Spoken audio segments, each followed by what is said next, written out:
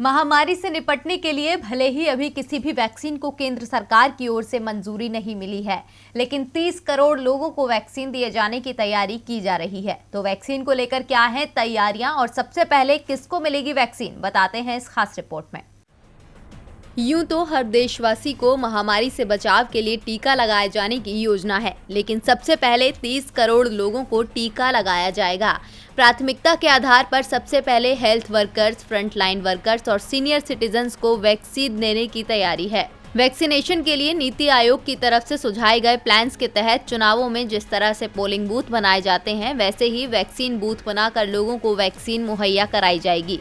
मंगलवार को पीएम मोदी ने भी राज्यों के मुख्यमंत्रियों के साथ चर्चा में इस बात के संकेत दिए थे और राज्यों से वैक्सीन को लेकर रोड मैप बनाने के लिए कहा था। नीति आयोग के सदस्य वीके पॉल ने मुख्यमंत्रियों को एक प्रेजेंटेशन देते हुए कहा कि कोरोना वैक्सीन लगाने के लिए पोलिंग बूथ की तरह टीमों का गठन होगा और ब्लॉक लेवल पर रणनीति तैयार की जाएगी।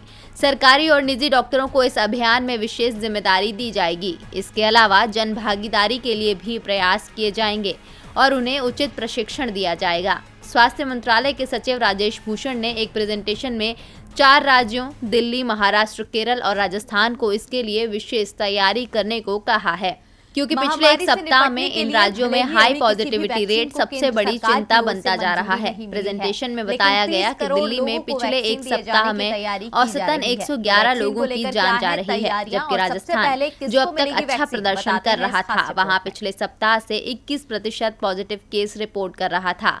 केरल में औसत पॉजिटिविटी रेट 15.3% और दिल्ली में 13.5% था, जबकि महाराष्ट्र में हालात पहले से सुधरे जरूर हैं, लेकिन अभी भी चिंताजनक बने हुए हैं। अब वैक्सीन देने के लिए तो तैयारियां जोरों पर हैं, लेकिन इस मुसीबत से दुनिया को कैसे और कब तक निजात मिलेगी, इसका रास्ता अभी तक दिखाई नहीं दिया है।